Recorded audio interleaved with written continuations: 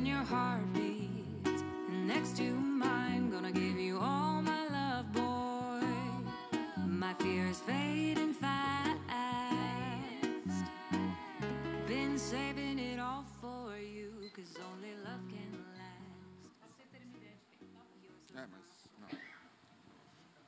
Tudo bem? Ótimo. Oh, maravilha. Tudo jóia. Começar com a primeira pergunta. Quero entender um pouco qual que é a visão de vocês agora para o segundo semestre de 2024 e especialmente para o ano que vem do mercado imobiliário, com esse cenário de queda de juros, inflação e demanda por imóvel. O que vocês acreditam aí? Se vai subir o tanto quanto a gente está imaginando? Bom, primeiro, Cacá, obrigada Mega Leilões pelo convite, Fernando, tá? No segundo semestre de 2023, a gente tinha uma expectativa de queda na taxa de juros, então, assim, era uma expectativa extremamente positiva, em razão dos planos econômicos aí, né? Não se consolidou o que se imaginava, mas o que a gente tem visto, pelo menos a gente tem visto lá no Bradesco, começou a dar uma acelerada agora no final do primeiro semestre. Então, a expectativa é positiva. Nós acreditamos, sim, que o mercado imobiliário vai aquecer. Esse ano tem eleição também, então, né, eleição, ainda que seja municipal e estadual, mas só municipal, vai dar uma aquecida, né? Nós estamos com expectativas positivas. Eu acho que... E a gente tem que pensar isso também, né? Nós temos que movimentar o mercado imobiliário com isso. Nós acompanhamos lá no Bradesco, eu acompanho lá no Bradesco, as avaliações de imóveis para as novas operações. E isso está se confirmando, tá? Os números estão melhores, né? A gente está alavancando aí, então a expectativa é positiva. Tá bom? Bacana. Obrigado, Cacá. Obrigado, Fernando, Laerte. Obrigado pelo convite. Um prazer estar aqui, fazendo parte desse evento. Acho que a gente tem que fazer mais. Acho que o nosso mercado é carente desse tipo de evento. A gente está bem otimista. Eu acho que a gente passou por uma fase muito difícil, né? Uma fase de consolidação muito complicada. Apesar da lei 9.514 de alienação já está muito bem consolidada, a gente ainda tem dificuldade, essa lei ainda é olhada de uma forma muito social, então as decisões ainda são levadas ao pé de uma forma muito social, o que dificulta a entrada do imóvel. Então, ele tem um processo longo até a disponibilização dele para a venda. A gente está bem otimista esse ano, não que a gente esteja torcendo para aumentar a retomada, não é isso, a gente não quer que a pessoa deixe de performar no crédito, não é isso que a gente torce, mas, uma vez que está com a gente vai tentar fazer a venda da melhor forma possível, da forma mais rápida possível, porque é um ativo que está consumindo dentro do banco muito grande. Então, eu acho que, comparado ao ano passado, onde a gente teve uma média ínfima de imóveis de entrada, por mais que o jurídico fizesse uma força grande, a quantidade de liminar era gigantesca, e essas liminares agora vão perdendo força e a gente já está com uma previsão muito maior para esse ano. E a gente precisa de canal de venda muito forte, que todos estejam muito fortes para que a cadeia supra isso. E, claro, sempre buscando o consumidor final, o investidor, para que a gente consiga rentabilizar. A taxa de juros é o nosso baluarte, né? Então, quando ela cai, para nosso negócio é uma injeção, porque o mercado se movimenta. A gente sentiu que o ano passado foi um dos anos mais difíceis, eu acho que estava uma tensão no governo em relação a como vai ser, o que vai ser daqui para frente. Acho que esse ano os investidores e os clientes acho que olharam para o cenário e falaram, é isso que a gente tem pela frente, ou encarar, ou ficar esperando, não sinto que vai ter grandes mudanças. Então, acho que isso também tem ajudado. Essa queda de 0,25 que tivemos agora em maio é força para a gente. Se a gente conseguir chegar no patamar previsto no final do ano, isso ajuda. Em 2025 também, eu acho que a gente vai falar sobre isso também. Mas estamos otimistas, eu acho que a quantidade de entradas está melhorando. Ah, legal. Eu acredito que o Fernando, que está também na outra ponta aí no dia a dia, pode falar um pouco exatamente dessa expectativa que tem sido correspondida, né? Primeiro agradecer aí a presença de todos, né, inclusive aí dos palestrantes. A ideia é a gente fazer aí recorrente, né, o Mega Talks, e conseguir trazer aí para vocês esse bate-papo e conseguir, né, sempre trazer um público diferente aí para vocês ouvirem um pouquinho mais sobre o mercado dos leilões. E falando um pouquinho aí da expectativa, é claro que a gente um pouco mais não na ponta, né, lá da análise, na ponta de vendas aqui do que a gente está vendo, um aumento, né, assim, bem por volta de 30% de entrada de imóveis aí nesse quase aí primeiro semestre, né, desse ano. E é claro que a gente não torce para que o cenário fique, né, de retomada, tudo, mas é claro que a gente torce para que os juros aí acabe caindo. Então, a expectativa, é claro que já tem, aí a gente ouve bastante já isso desde o ano passado, que vai começar a cair, que vai começar a melhorar, e não na velocidade que a gente gostaria, mas a gente acredita que sim, que mesmo no patamar que está aí os juros, tem excelentes negócios ainda, né? Assim, o mercado imobiliário ele vai com certeza aí ter um retorno assim muito satisfatório aí para frente, né? Então a gente acredita que talvez essa curva também talvez dessas retomadas, essa grande quantidade, na hora que os juros começar a baixar, aí que a gente já viu esse ciclo acontecer, né?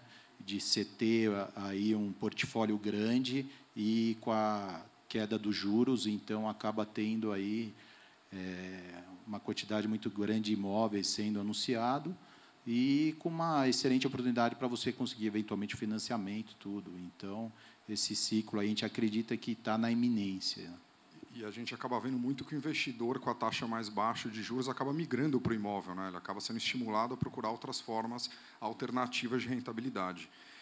E a nossa visão também, que já indo para a próxima pergunta, eu queria entender e saber um pouco de vocês como vocês veem essas recentes tecnologias, especialmente a gente falando de coisas básicas, entre aspas, né, como o DocSign, mas o quanto isso tem impactado na parte do RGI, o quanto isso tem facilitado a vida dos arrematantes nessa ponta, né? Eu acho que ainda a gente está engatinhando, por incrível que pareça, né? A gente ainda, quando fala de registro de imóveis online, a gente ainda tem muitas barreiras a vencer. A gente tem um projeto de crédito imobiliário gigante, a gente não consegue avançar porque nem todos os registros fazem eletronicamente, assinatura, nem todas são possíveis, você tem que ter um custo ainda nessa operação. Então, a gente tem um pouco de dificuldade em encaminhar nisso. A gente teve o Arisp em 1993, foi quando foi gerado, a gente já está em 2024 e a gente já deveria estar fazendo tudo online. Acho que o fator da pandemia adiantou bastante, ajudou bastante, porque com a dificuldade da restrição do contato social, isso foi forçado, então a gente conseguiu avançar um pouco, mas não como a gente deveria. Agora, com todo esse aporte de inteligência artificial, de todas essas retomadas, né, esse assunto sendo muito falado, a gente gostaria de surfar essa onda, mas sabe que ainda tem uma restrição muito forte. A partir do momento que isso for eletronicamente feito, como a gente faz outros documentos, eu acho que a gente vai ganhar muito, em muita velocidade, porque a gente, ainda mais que é nacional, que vem de imóvel de São Paulo ao Nordeste, isso facilitaria demais e aumentaria muito mais a segurança dos compradores que estão comprando em outros estados. Então, estamos caminhando, na minha opinião, abaixo do que a gente deveria, e tenho certeza que, se isso andasse um pouco mais rápido, todo o mercado ia ser beneficiado, porque a segurança de fazer um registro eletrônico, quando a gente consegue, a experiência do cliente é outra. A gente muda completamente o fator de demorar, de ter que assinar, de devolve, de assinatura, de autenticação. Então, a gente começa a ter uma experiência do cliente diferente. A gente poderia estar melhor, realmente, né? A pandemia realmente deu uma acelerada, Mas, assim, a gente também precisa valorar o sofrimento que nós tínhamos no passado e que deu uma melhorada. Isso a gente precisa fazer. Norte, Nordeste, era muito difícil, muito difícil. Então, assim, ainda que não está na velocidade que a gente precisa, né, a gente reconhece que isso tem ajudado bastante o nosso dia a dia, né? Mas tem muito o que fazer ainda na parte de cartórios, né? Nós tivemos recentemente lá o marco de garantias, que tinha lá um lobby grande dos cartórios para fazer bastante coisa nos cartórios que não entrou. Então, assim, sem toda essa leilões. Sem toda essa estruturação que a gente precisa, realmente não daria para ampliar mais o que eles pretendiam, né? Mas eu acho que a gente está no caminho, ainda que não seja na velocidade. Eu acho que a gente já melhorou muito do que a gente tinha aí alguns anos atrás, né?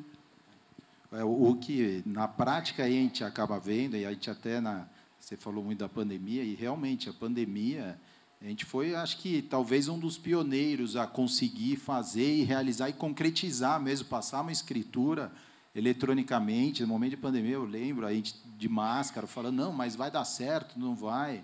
Né? O Laerte, todo receoso, com aquele jeito dele, não, isso aí não vai, tem que fazer do jeito tradicional.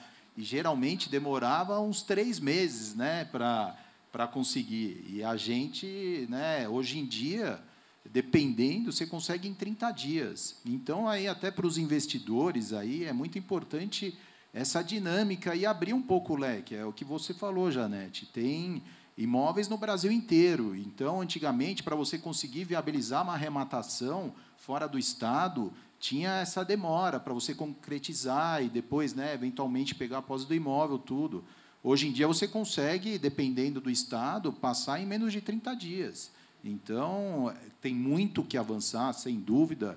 Como tudo, a tecnologia ela vai caminhando, mas a gente acredita que isso é um facilitador e com certeza está ainda, sabe, engatinhando, né? Então, na hora que começar, é igual o leilão eletrônico, né? Quem que há 15 anos atrás falava em leilão eletrônico, né? Não tinha. Então, hoje em dia, quem faz leilão presencial, né?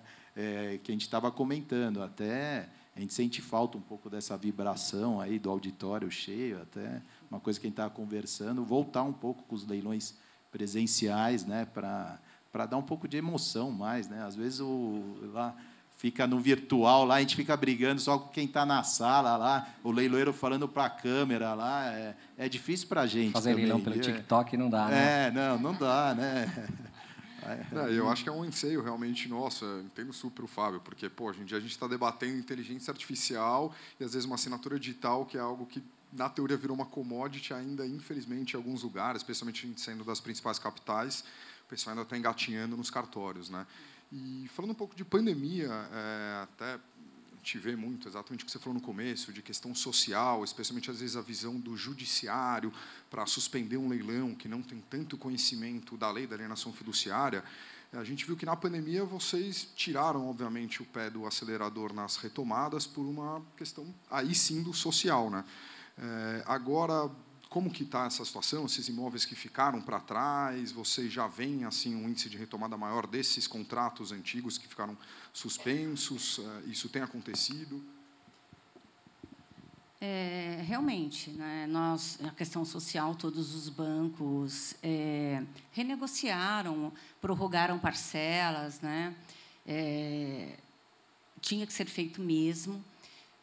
Deu uma desacelerada nesse ano 2020, 2021. 2022 nós começamos lentamente. 2023 a gente já teve uma volumetria expressiva. E aí, falando em mercado imobiliário, como eu falei, né, olhando o mercado imobiliário, taxa de juros e tudo mais, e falando aqui para retomadas, né, que é o nosso dia a dia, né, o Fábio, 2023 acelerou e 2024 está a todo vapor. Por exemplo, em 2023, a gente vendeu ali em torno de 3.000 imóveis, aproximadamente, né? A nossa expectativa, 2024, é nesse mesmo patamar. Tá? Então, assim, entendo que a gente tem muito trabalho para fazer. É triste a gente falar isso, como o Fernando falou, né? Mas é o mercado. Então, a partir do momento que a gente começa a ver o mercado imobiliário como um todo melhorando, as taxas de juros caindo, né? Isso dá uma equilibrada. Cai um pouco a inadimplência, né? Tem a questão da empregabilidade e tudo mais. Mas, sim, nós retomamos a todo vapor em 2023, e vocês têm recebido aí, né? Você falou um percentual de 30%. 2024 vai ser nessa toada também. E a gente teve um fator importante, corroborando com a Janete, né? A pandemia, o banco teve que suspender, teve que prolongar as negociações. Depois a gente teve o advento de ter um decreto, não sei se foi do CNJ, que também segurou, que não deixava a gente retomar os imóveis. Então, isso também prorrogou aqueles clientes que já tinham, não os que estavam com parcelas a vencer, que a gente chama do acima de 90, mas os que já estavam vencidos, já estavam retomados. Então, a gente teve que prorrogar isso, também segurou demais. E eu acho que isso tudo é um fator de bastante aprendizado, porque ficou todo mundo, o que vamos fazer agora, para onde vai?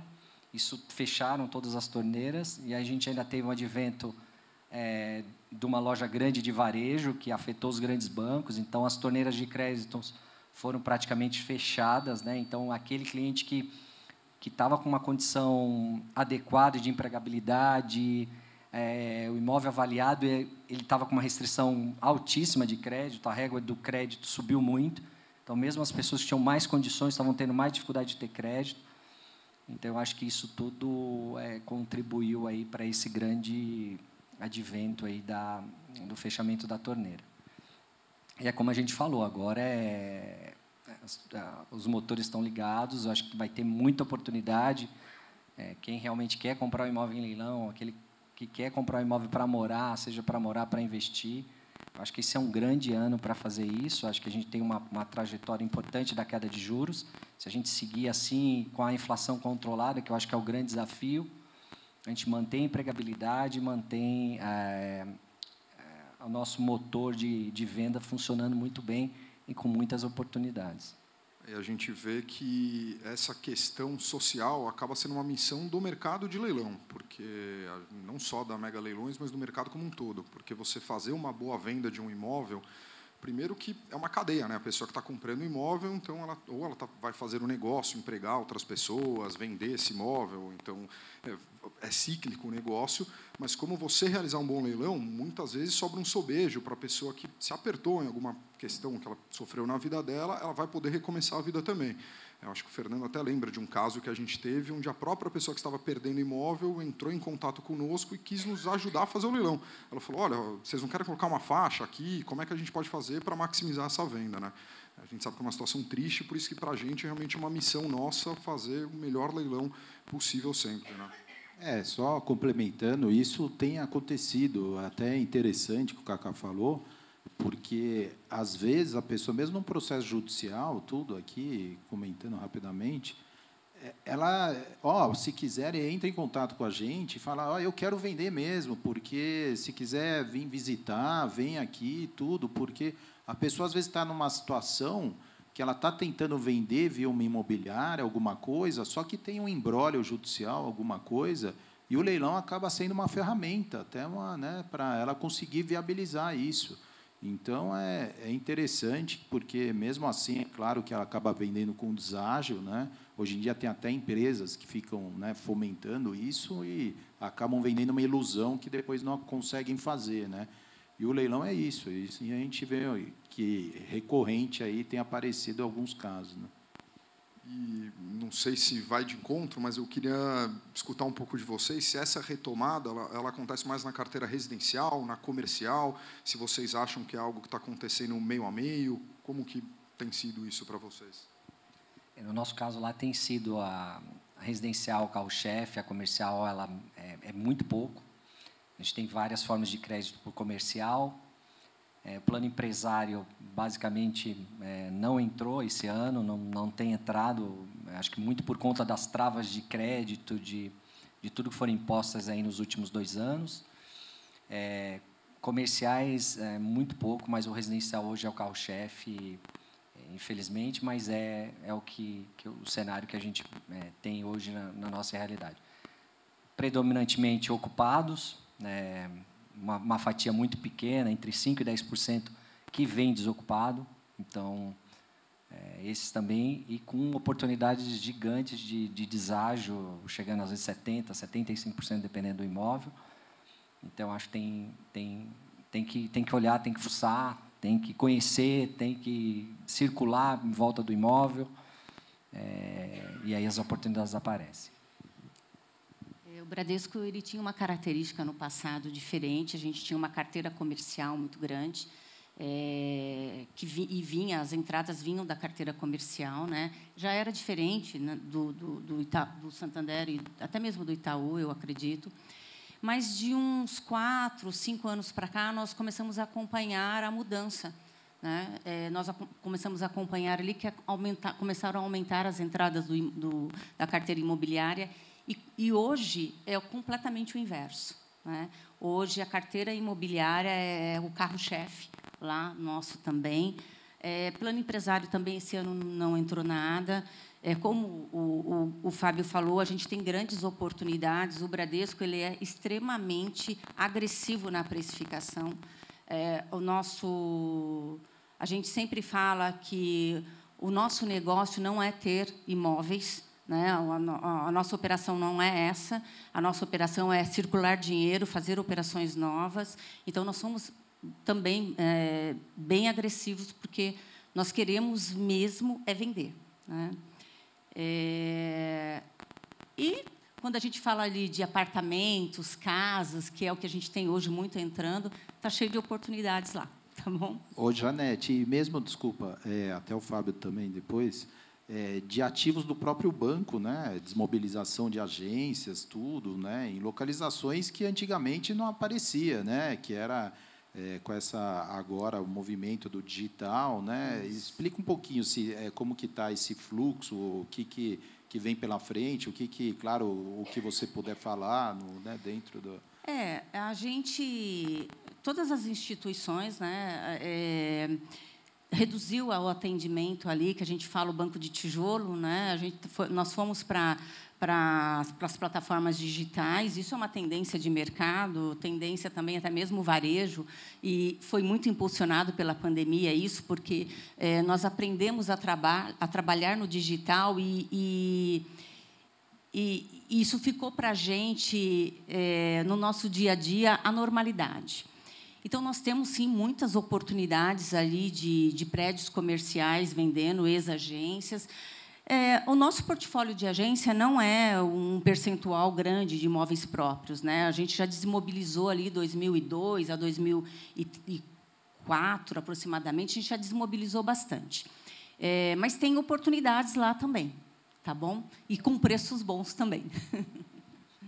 Eu acho que tem um fator novo aqui, que agora é o agro, né? Então, a gente também, esse ano, vai ser um ano atípico. Ano passado foi um ano de muito crédito agro, onde a gente concedeu muito crédito para fazendas, sítios e produção.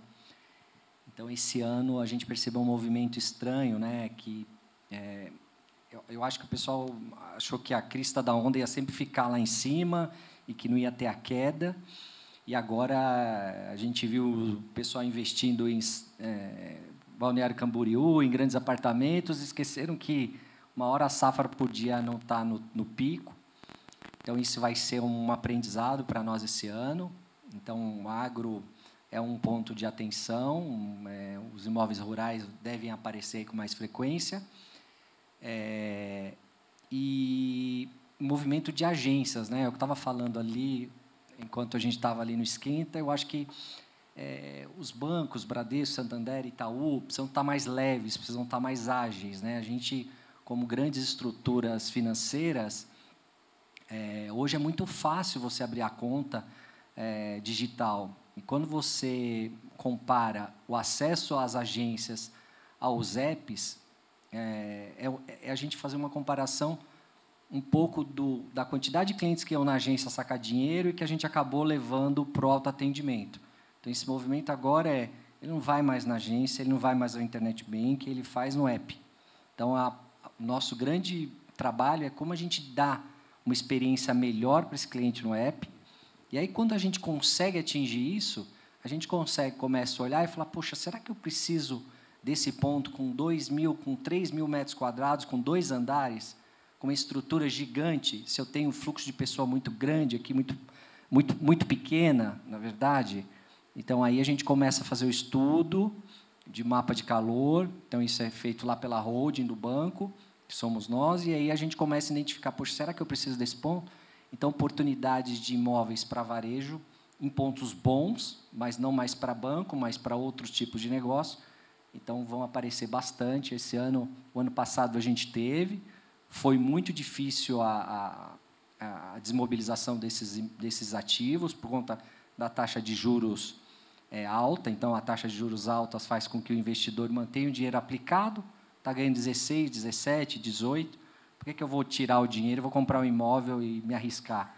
Então, esse ano, com a queda, isso caiu, então a gente já sente um movimento de interesse nesses imóveis, né, nas agências. A gente tem, sim, ainda uma carteira grande de imóveis de ex-agências, né, próprias, que a gente está desmobilizando para ir para pontos menores, para fazer para o banco ficar mais leve, para a gente poder tomar decisões mais ágeis, acompanhando aí o movimento do cliente, que está mudando todo dia a forma dele se relacionar com a gente, né? Então, o ponto de venda também mudou, né? Antigamente falava de agência, hoje a gente fala de loja.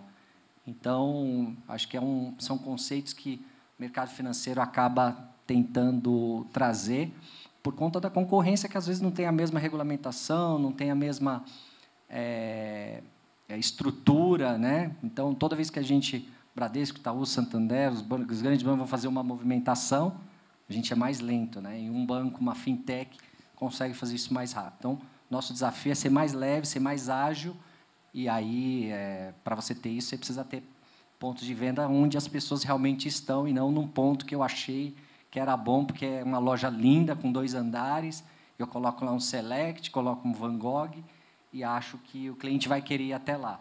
Então, na verdade, não é bem isso, né? Nem em todos os lugares isso funciona. E é engraçado só, Janete, rapidinho, que antigamente era assim, às vezes tinha uma agência lá, né, de um banco, a outra precisava estar do lado só porque ele estava lá, e às vezes era uma estratégia, né, que não dava para entender porque aquele banco posicionamento da marca. E aí tinha que ter o posicionamento da marca, e às vezes nos lugares que você fala, não faz sentido, né? Perfeito. Então... E assim, né, os clientes hoje são jovens, né? Então, assim, a parte digital para eles, a gente sempre fala assim, quando você foi numa agência, quando foi a última vez que você foi numa agência? Nós não vamos mais em agência há muito tempo, né? Então, não tem jeito, essa é a tendência. E, como o Fábio falou, a gente precisa ficar mais leve para a gente fazer, para a gente ser possível de concorrer com os bancos digitais que chegaram, com as fintechs, né? E eu vivo isso na prática, porque eu ando diariamente de táxi. Outro dia eu saquei um dinheiro, eu não conseguia gastar o dinheiro. Todo taxista só aceitava pagamento, cartão, Pix. Então, você não tem mais o porquê realmente você ter agência, né? E acho que uma coisa que é bacana o Fernando só falar rapidamente, que eu acho que impacta um pouco na retomada de vocês da carteira comercial, é que a gente tem visto que o número de recuperações judiciais tem subido muito. Então, acho que as empresas, os empresários que eventualmente iriam perder o imóvel para o banco, eles descobriram aí um advento novo na lei e estão fugindo para essa judicialização, né? Não, sem dúvida. Isso também é um movimento que a gente tem acompanhado também do judicial, de recuperação judicial e falência, e a gente vê cada vez mais, né? Aí em dificuldade, mesmo na iminência, eles procurando a gente, né, para, eu preciso avaliar esse imóvel, ou mesmo tentar vender. Então, é uma ferramenta que a gente vê aí que, né, eles têm usado bastante para tentar, né, travar eventual venda aí, ou até, né, o banco executar a garantia. E o muito pouquinho do agro que você falou também. A gente tem lá também a filial da Mega em Campo Grande, lá no Mato Grosso do Sul, e a gente está vendo essa demanda também, assim, o default e agora, né, a safra, muito daquilo. É o que eu faço um pouco da semelhança com o mercado imobiliário. o mercado do agro estava naquele preço altíssimo, tal, todo mundo, não, isso aqui vai para a Lua, né? Não foi, e agora é assim, tá, até os bancos, até quem está executando a garantia, como é que você precifica isso? Quanto que vale realmente um hectare, um alqueire? Porque você perdeu a base, né? Você perdeu ali, então estava num valor muito alto, enfim, agora não. Por isso que a gente acredita que, fazendo isso aí com o mercado imobiliário, mesmo com juros, tudo, daqui a pouco, se os juros começar a cair, o valor do metro quadrado vai disparar. Então, é um time, porque você fica nessa. Daqui a pouco, o pessoal que fica só de olho na Faria Lima vai vir comprar tijolo. E aí? E aí o valor vai subir, porque vai acabar os imóveis. Então, aí para, né, os investidores, aí, os assessores dos investidores, agora é um momento oportuno mesmo, porque a gente acredita que daqui a pouco esse portfólio vai começar a minguar, né, os juros vai cair e não vai ter, né, o metro quadrado vai subir. A gente acompanha aí também, né, enfim. Eu imagino que, com todas as melhorias que vieram na Lei 9.514, que o prazo, desde a retomada até a venda dos imóveis, deve ter mudado bastante nos últimos anos. Será que vocês podem falar um pouquinho, mais ou menos uma média hoje em dia, quanto que é um prazo desde o começo da operação até a ponta da venda, efetivamente, você no Santander, você no Bradesco?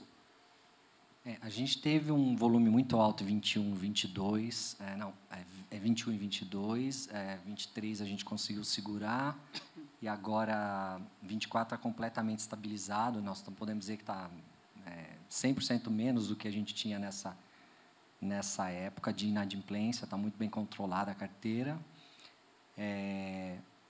Então, da nossa parte, a gente que é o vendedor, da ponta de vendas, é difícil, porque o crédito realmente criou travas que seguraram, mas se a gente for comparar o passado, 21, 22, a gente chegou a ter, na carteira, só de plano empresário, quase 3.000 apartamentos novos entregues por construtoras por não conseguir honrar, né, os pagamentos. Então, isso hoje não tem, está totalmente controlado, e se os juros cair, voltar a um dígito como foi aí, eu acho que a gente tem de tudo para dar uma guinada de novo.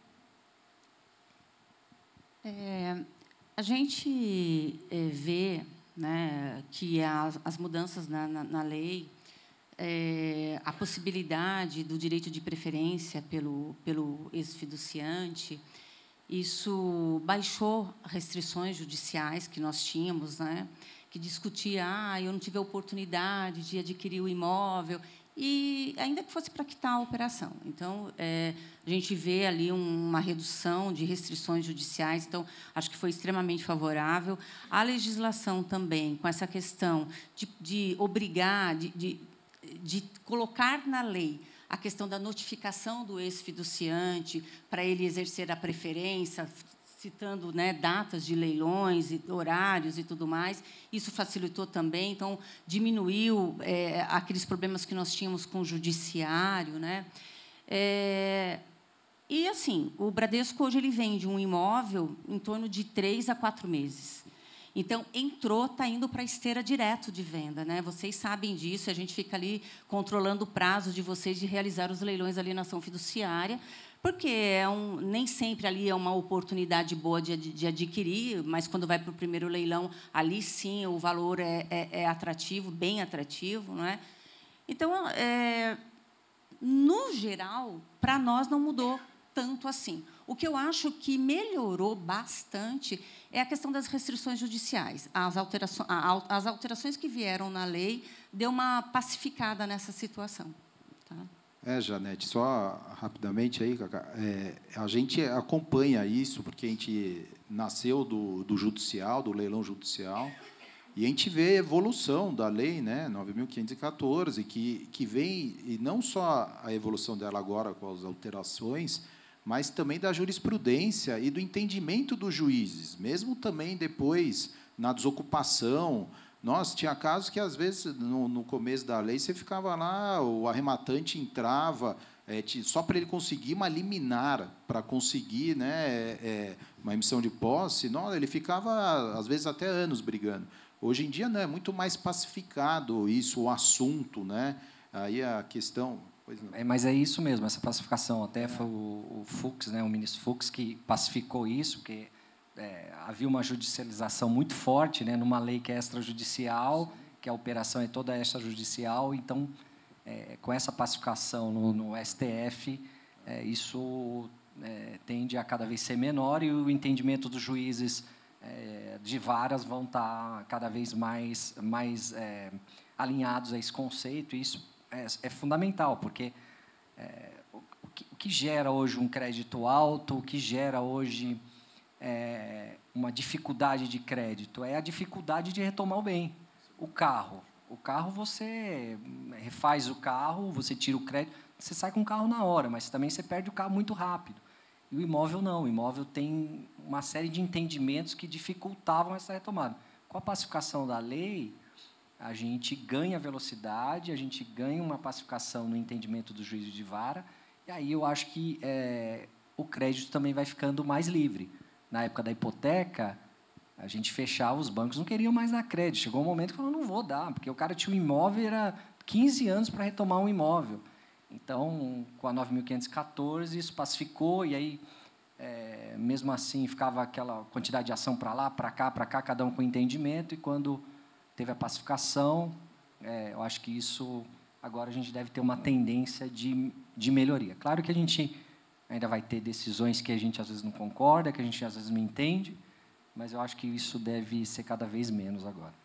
A questão do valor vil que tinha, né, de segunda praga. Agora vil, sim, bem de família. Não, o valor vil, você nem começava o segundo leilão, ele já cancelava só pela sua dívida, não sei. Então, agora sim, a regulamentação e muito mais segurança para o arrematante, né, que está pondo o dinheiro lá, que daí depois ele sabe que aquilo vai concretizar, dificilmente vai ser desfeita, né, a arrematação. Então, isso é muito bom para o mercado do leilão. Né, Bem ressaltado pelo Fernando, né, porque o preço vil, para nós, ele muda o jogo. Né, os bancos ainda acabam tratando o imóvel, na maioria dos casos, ainda como um limitador. Né? Então, às vezes, você tem uma dívida muito baixa e você não leva no valor mínimo daquela dívida para não ter ação de preço vil. Então, ou seja, nós teríamos oportunidades ainda melhores se a gente conseguisse levar no pleno da dívida. Né? Então, pela lei, o segundo leilão a gente faz pelo valor da dívida. Só que a gente acaba limitando a 50% geralmente do valor do imóvel. Porque quando você põe realmente no valor um imóvel que vale 1 milhão e você leva a 150 mil, no dia seguinte tinha uma ação dizendo a preço vil, o que não diz na lei. Então, tinha esse entendimento. Então, os bancos mantêm aí um valor mínimo de dívida para que isso não evite.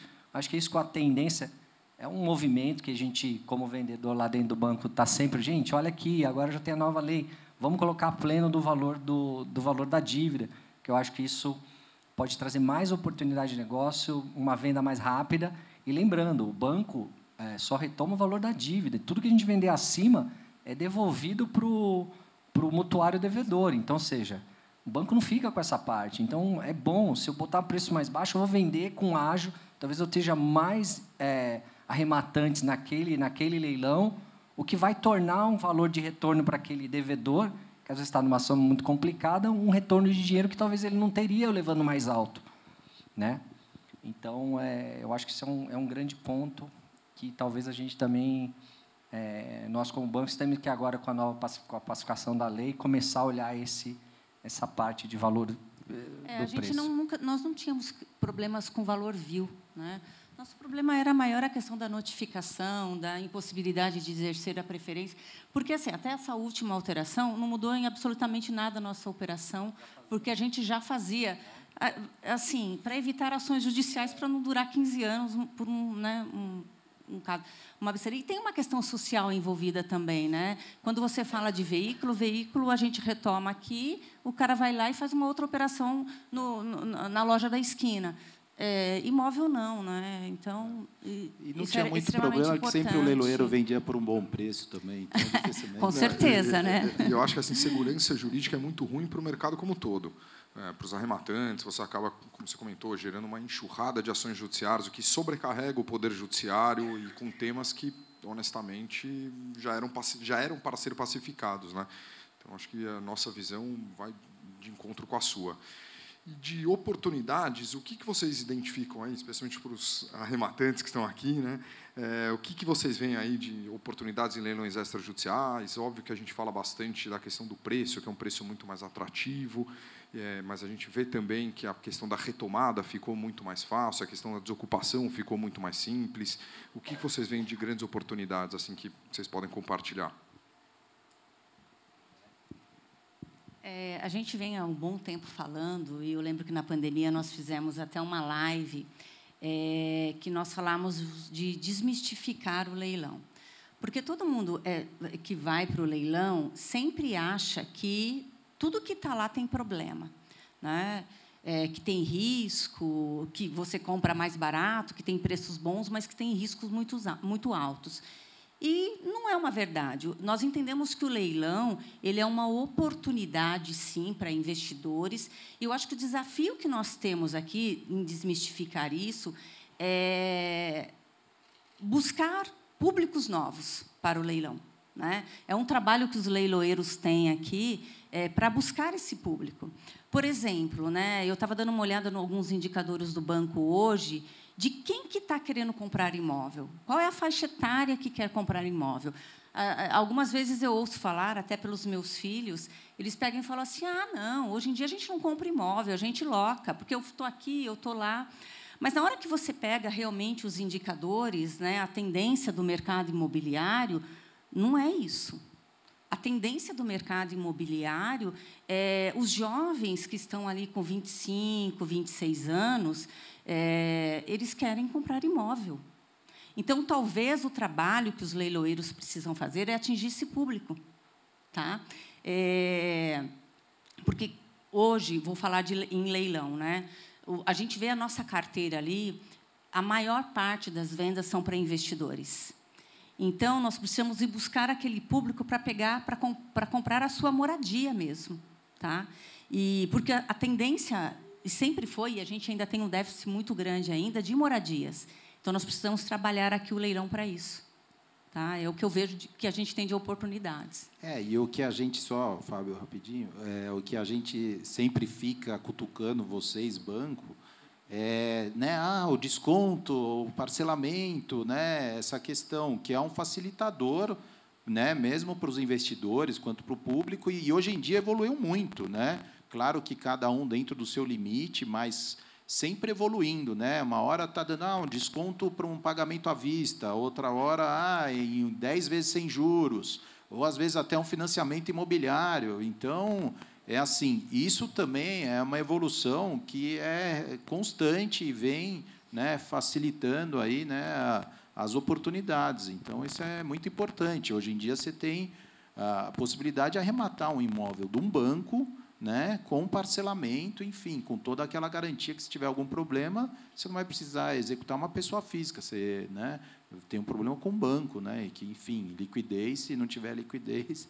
É isso, né? Você está comprando no banco, você quer solidez maior do que um banco, então é exatamente esse meu ponto, né, Janete? Quem quer comprar imóvel, compra imóvel de banco é seguro, a gente tem um instrumento que é super seguro, que é o direito de evicção, que a gente coloca lá no edital as regras do direito de evicção, até qual é o limite da evicção, mas, assim, você não vai cair na massa falida, você não vai ficar esperando recursos. Comprou de banco, o banco não é vendedor de imóvel, a Janete já disse isso aqui, né? O banco tem o imóvel por uma consequência de crédito. Não é a finalidade do banco vender imóveis. Mas, uma vez que a gente vende, a gente não pode pôr isso ao ponto de prejudicar os clientes. Então, quem compra o imóvel do banco, ele tem a regra do jogo bem estabelecida. Quem compra o imóvel em leilão tem um edital, tem as condições.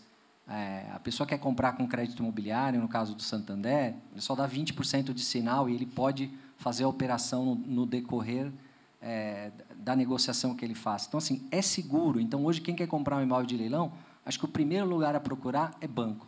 Vá a um dos bancos, procurem, é seguro, leia o edital. Cada banco tem a sua particularidade, tem a sua vantagem, tem a sua desvantagem. Então, acho que cabe o investidor ou o comprador para uso final, que eu acho que é esse o público que a gente quer atingir, porque hoje comprar um imóvel é difícil. Quem já comprou imóvel? Né? Você comprar um imóvel em leilão e achar que, puxa, estou comprando uma bucha. Aí você sai no final de semana e o cara fala, você é louco comprar imóvel em leilão? Só tem problema aquilo. Você já arrumou um advogado, mas quem te falou que é bom? Então, gera uma confusão na nossa cabeça. Você comprar um imóvel num prédio, com corretor, você já fica cheio de insegurança. Imagine comprar de um leilão. Então, compre de um banco, porque um banco está sempre respaldado, o banco está sempre... você tem a garantia que hoje está lá, amanhã estará lá, você vai ter seus meios legais, caso você não esteja satisfeito, mas você tem uma entidade a quem recorrer. Então, o banco traz essa solidez e segurança na hora de comprar um imóvel em leilão, fora as oportunidades que você tem. Mas que é difícil comprar um imóvel hoje, Essa eu acho que é uma grande frustração que eu tenho dentro da cadeia, trabalhando aqui nessa cadeia, como que a gente pode facilitar esse movimento da mesma forma de que você hoje compra um carro e que você sai com o carro no mesmo dia. Como que a gente evolui a esse ponto e a gente gera essa oportunidade, né? A gente tem trabalhado isso todo dia. A gente tinha uma grande dificuldade lá, que era o seguinte, o cliente procurava um imóvel, e aí uma hora estava com a Mega, uma hora estava com outros leiloeiros, e a gente estabeleceu um portal, e nesse portal, que é o Santander Imóveis, a gente concentra todos os imóveis do banco. Então, não tem... Porque sempre tem uma pessoa assim, não, eu quero aqueles imóveis que vocês não divulgam para ninguém, mas não tem, estão todos lá. Não escondo o imóvel embaixo do braço, né? Eu tenho que dar liquidez, então todos estão lá. Então, quando a gente fez isso, a gente começou a perceber que o cliente passou a ter uma experiência melhor. Os leiloeiros ficaram um pouco com medo, falaram, nossa, agora ele vai vender o imóvel, eu vou ficar sem... Não, a ideia é facilitar para o cliente. Olha, você quer um imóvel do Santander? Entra aqui, vão estar todos lá. Quando você clicar, você vai cair no leiloeiro que está fazendo a oferta. Então, a gente conseguiu melhorar essa experiência do cliente. Hoje, a gente entende um volume cada vez mais recorrente de acessos. Então, acho que o nosso trabalho aqui dessa cadeia é facilitar ele saber que, puxa, quanto é de condomínio, quantos dormitórios tem, que acho que essa é uma grande dificuldade. Eu só estou vendo a foto de fora. Como que a gente consegue colocar a fotos da imagem de dentro do apartamento, de dentro da casa, aquela foto que a gente tinha quando a gente deu crédito, né? Então, acho que esse é um grande esforço da cadeia, sendo que o banco é gigante, então tem uma área de recuperação, tem uma área de vendas, tem uma área de retoma. Então, nem sempre as mesmas áreas estão juntas, estão no mesmo guarda-chuva. Então, é um trabalho nosso de tentar melhorar essa cadeia para que quem compra, fala, estou comprando esse imóvel, tem 3 quartos, uma sala, um banheiro, uma garagem com 2 vagas, ou determinado, o condomínio custa tanto, tem essa ação judicial, mas é uma ação de anulatório, de reintegração, e aí a gente deixa tudo claro. Então, acho que esse é o nosso grande trabalho, é esclarecer, porque aí sim a gente chega nesse jovem que está comprando o imóvel para investir, e que quer fazer o negócio dele prosperar, porque ele viu um youtuber falando que isso ia dar muito dinheiro, que ele ia ficar milionário, ou para ele morar, para ele ter lá mesmo imóvel, que fica mais próximo do trabalho, próximo da faculdade. Então, eu acho que aí está o nosso grande desafio, e é uma coisa que isso me incomoda bastante aí nessa dificuldade que a gente tem em comprar um imóvel. E assim, só complementando, a questão da garantia, quando se compra de um banco, é que, em momentos de crises como nós passamos, você consegue negociar, você consegue prorrogar parcelas, né? E, quando você não tem uma instituição sólida com todo esse suporte, você não consegue fazer isso. E a minha visão, o primeiro desafio também nosso é exatamente esse, é como que a gente chega no cliente final, a pessoa que está comprando imóvel para morar. E a minha visão é exatamente essa. Puxa, por que você comprar um imóvel que a matrícula está em nome do João, você tem na tua cabeça que é mais segura do que comprar do Banco Bradesco, do Banco Santander? Não tem como. Qual que é o risco que existe em você estar comprando um imóvel do banco, né? Isso realmente é um desafio nosso. A gente precisa, ainda temos essa bandeira de desmistificar o mercado de leilão. A gente batalha muito internamente, até procurando novos canais de comunicações, como esses youtubers, por exemplo. Hoje em dia, a gente vê que tem muitos influenciadores que dão cursos de leilão, a gente quer cada vez estar mais próximos deles e explicar, falar, olha, que é uma visão que a gente vê isso daí na prática. Realmente, a compra em leilão é a compra mais segura que tem. Então, ao invés de você fugir do leilão e achar que tem algum problema, é o contrário, vem para cá, que aqui é o lugar mais seguro, esse ambiente mais seguro para você estar comprando o seu imóvel, né? Acho que você queria comentar. Não, e muito por isso, é claro que tem isso, e uma compra e venda do imóvel que não seja por leilão. Você tem que, quantas certidões você tem que buscar? Você precisa do advogado de qualquer jeito. Hoje em dia, não. Hoje em dia, o mercado de leilões, você tem diversos advogados especializados que muito competentes e não é um valor absurdo, né? Que antigamente você falava em leilão, era o advogado amigo lá do interessado que falava, eu te ajudo aí. Hoje em dia não. Hoje em dia a gente acompanha aí, né, através das redes sociais, tudo você tem, né, esse leque muito grande e isso é uma agenda nossa de cada vez mais trazer, né, desmistificar e você, igual o mercado financeiro há 15, 20 anos atrás. Ninguém falava. Hoje em dia, a gente sai para almoçar aí com a meninada, aí, né, com o pessoal de 26 anos, eles estão comprando ação da Vale do Rio Doce, do Petrobras, tudo. Ou seja, né, a coisa popularizou muito. E muito para os investidores, essa questão da tecnologia, que o Fábio falou um pouco, né, de você ter, de outras praças, tem que abrir um pouco o mercado, porque hoje em dia você tem vídeo, você tem as coisas, então, às vezes, o investidor fica preso aqui em São Paulo, sabe, ali e tal. Mesmo as regiões aqui mais afastadas, tem, assim, hoje em dia você consegue fazer um tour virtual, a gente tem vídeos, tem fazendo isso, e com a consolidação da lei também ajuda muito, então... abra um leque também para outros estados, tudo isso é muito interessante, sabe? Às vezes acaba ficando também olhando um pouco pela cabeça aí do investidor, está saturado aqui, mas tem diversas oportunidades, é Brasil inteiro, né? Então isso é interessante, aí esse leque talvez também abrir um pouquinho. E o perfil do cliente desarrematante de vocês, eles ainda preferem fazer o pagamento à vista? Óbvio que tem diversos benefícios que vocês dão, ou hoje em dia já migrou também para o parcelado, para o financiamento? Porque eu acho que aí também a gente consegue chegar mais no cliente final, né? Como que está esse perfil? Vocês podem falar um pouquinho sobre isso? Os nossos clientes, em torno de 80% é pagamento à vista. A gente, hoje, no nosso modelo de negócio, nós damos 10% de desconto no pagamento à vista. Além, é claro, da questão da atratividade do preço, né, que nós temos, nós somos agressivos no preço, então, e sobre o preço que a gente divulga lá, que o valor de lance mínimo e do arremate, a gente dá 10% no pagamento à vista, né? E aí nós temos condições de parcelamentos, 12 parcelas fixas, um sinal e mais 12 parcelas fixas, e nós temos parcelamento até 48 meses. Mas, assim, a nossa tendência é pagamento à vista. É claro, e aí é a questão da pergunta anterior. Hoje, o perfil do nosso cliente é investidor. Então, ele já tem um fluxo de caixa ali para operacionalizar, né, esse pagamento à vista. Então, esse é o nosso desafio de buscar ali um outro público, né, um público para moradia. Né? Tem muito imóvel para vender, os bancos têm muito imóvel para vender, tem para todo mundo. E o Santander que dá o financiamento, né, Fábio, se puder falar. No nosso caso aqui, a gente oscila, mas hoje está em 50-50, basicamente, entre parcelado crédito imobiliário e à vista. A gente não dá o desconto, a gente tem uma modalidade no residencial que é condicional, que a gente consegue chegar num preço muito baixo. Então, isso está muito relacionado ao preço da dívida. Então, a gente tem conseguido aumentar muito o volume de vendas por conta desse condicional. Então, a gente sai com valor e vocês nos ajudam nisso, porque no site...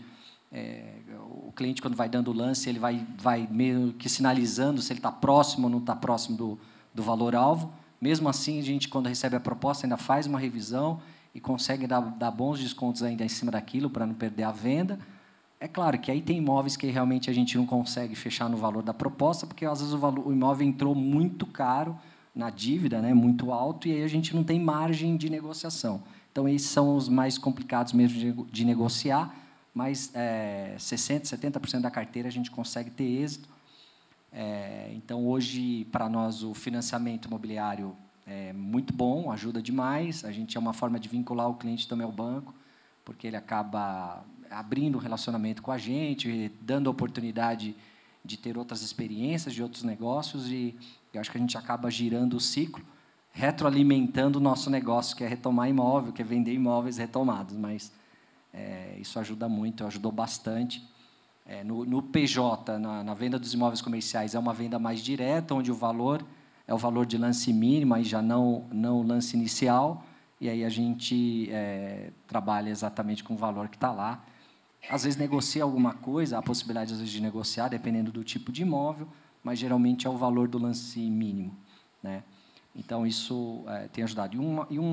Pequenas parcelas, percentuais de parcelado, onde a gente acaba concedendo aí um crédito próprio, onde o cliente não está enquadrado no crédito imobiliário, a gente acaba conseguindo um crédito diferenciado. E aí, situações pontuais, dependendo da análise do imóvel, do tipo de imóvel, o tempo que ele está na carteira. Então, vale sempre fazer a proposta. É uma compra e venda, é um negócio de negociação. Então, quem não chora não mama, quem não manda proposta não tem a resposta. Então, é para isso que a gente está lá, né, Janete? A gente só está aí para isso. E assim, você está comprando ou com desconto, ou em 10, 12 vezes sem juros, ou com financiamento imobiliário e abaixo do valor do mercado. O que mais, né? Não, assim, a oportunidade está aí, né? A gente tem um pouco... A gente até conversou faz aproximadamente um mês aí. O Bradesco tem uma forma um pouco diferente de precificar, porque nós não olhamos a dívida do cliente, nós olhamos a avaliação do imóvel. Então, nós trabalhamos com a avaliação de liquidez do imóvel. Então, acho que isso traz uma oportunidade grande, né? A gente desvincula da dívida do cliente, porque a dívida é outra coisa, né? A dívida morreu quando nós retomamos o imóvel. A gente vê no dia a dia como faz diferença, porque nas operações que a gente faz de leilão judicial, que é mais travado a forma de pagamento só para a vista, o índice de venda que a gente consegue atingir é muito mais baixo do que nos leilões extrajudiciais, né? É absurdamente mais baixo. Então, a gente sabe que todas essas modalidades diferentes, as facilidades que vocês dão, atraem muitos investidores, né? E legal, acho que a gente está chegando perto do tempo que a gente tinha combinado. Eu tenho só uma pergunta, assim, o que vocês imaginam para o mercado de leilão? Aí a gente falando daqui a 5 anos, vocês acham que é algo que vai mudar muito? Obviamente, trazendo novas tecnologias, mas qual que é a visão assim que vocês têm? Difícil essa pergunta, né? Eu quero ouvir de vocês. Fazer mais 1 hora aqui. O Fernando, eu sei que ele quer voltar para o leilão presencial, né? Eu não sei se é uma proposta, mas assim, talvez seja uma ambição, né? Eu acho que até já citei aqui. Eu acho que a nossa ambição, e a time lá do Santander, eu acho que a Janete também, o time da Janete, a Ana, que não pôde estar aqui, a gente precisa facilitar a venda. O processo, a experiência do cliente com a venda precisa ser diferente.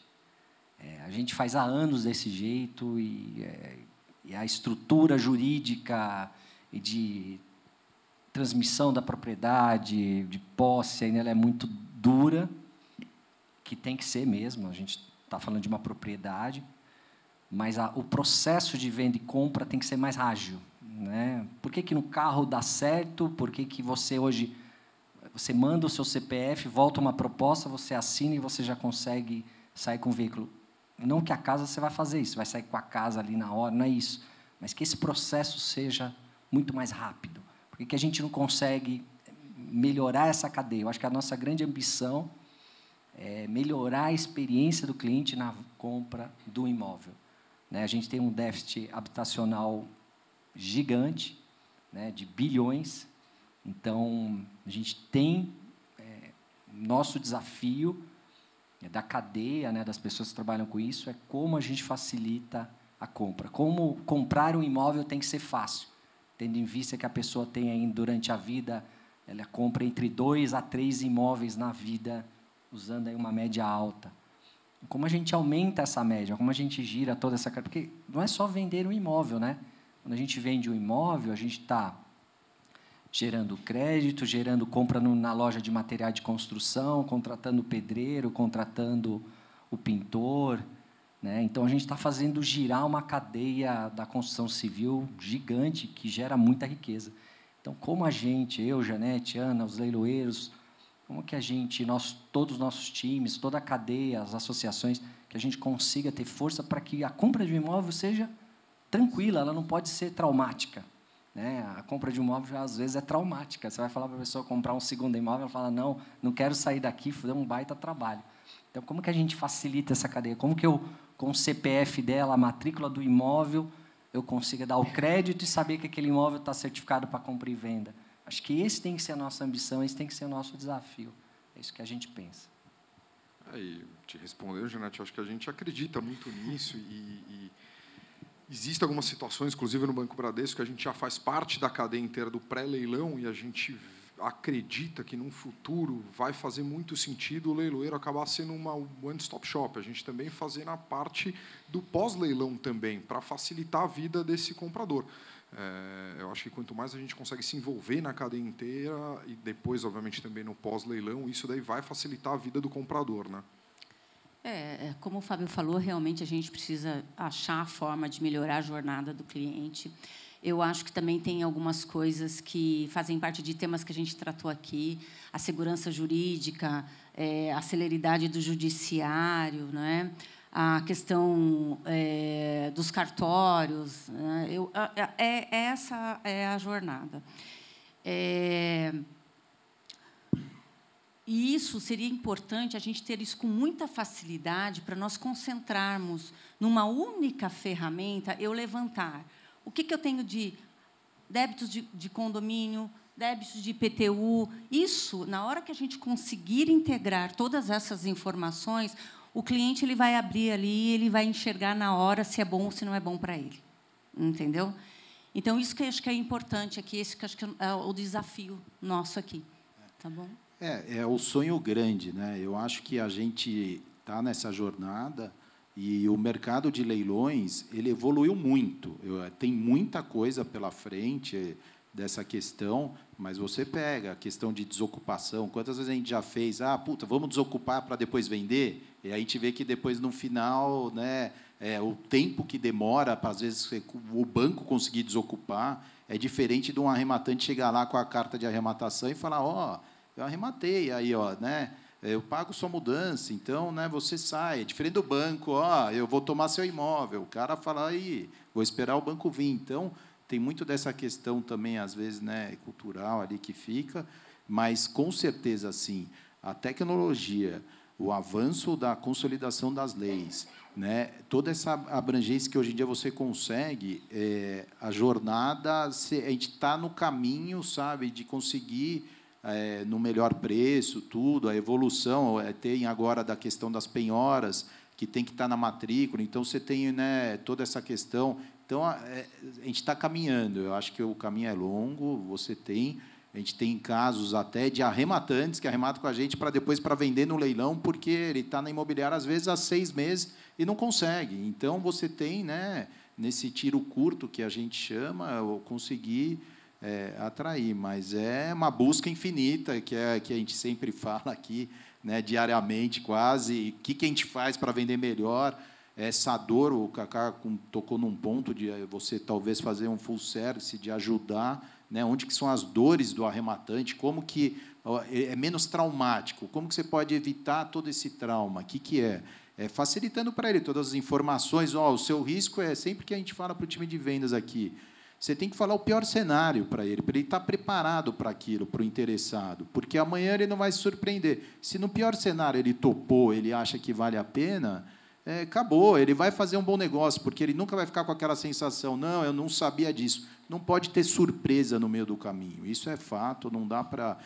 mas isso aqui eu não sabia que ia acontecer, que podia acontecer ou não. Então, mas eu acho que a gente está num caminho aí, e depende muito, né, do público aí, de acreditar no leilão e cada vez mais, né, vir procurar, na hora que você for comprar um imóvel também, não descartar você procurar uma empresa de leilão e dar uma olhada nos portais dos bancos, como eles falaram, todos têm aí as vitrines, né, enfim, e é isso. E assim, complementando, Fernando, tem a questão que nem você falou, fale tudo, fale o pior cenário. E o leilão, o que nós vemos aqui? Ele dá transparência, ele tem ampla, né, abrangência, que nem sempre as imobiliárias têm, ainda que elas tenham uma plataforma que você possa entrar lá. A carteira de clientes dos leiloeiros é imensa. Então, eu acho que assim, a gente tem uma amplitude, uma transparência no processo e tem respaldado por trás aí os bancos, né? Quando a gente fala ali que a gente já analisou tudo, no mínimo por 3 frentes de análise passa, né? Seja o jurídico não foi no momento... um advogado, né? Não foi um advogado. No mínimo, o jurídico já olhou, o time de vendas vai olhar e o leiloeiro vai olhar também, né? Então, eu acho que o leilão ainda é um excelente canal de compra de imóveis, tá? Enfim, muitos não sabem, o leiloeiro tem a responsabilidade, caso não seja uma informação além da fé pública, a responsabilidade, caso ter omitido alguma coisa, a responsabilidade é do leiloeiro de arcar com aquele custo. Então, né, além do banco, você tem ainda a responsabilidade do leiloeiro, caso tenha algum problema, né? E acho que o primeiro passo que a gente acredita para essa mudança aí de mercado são começar fazendo esses debates.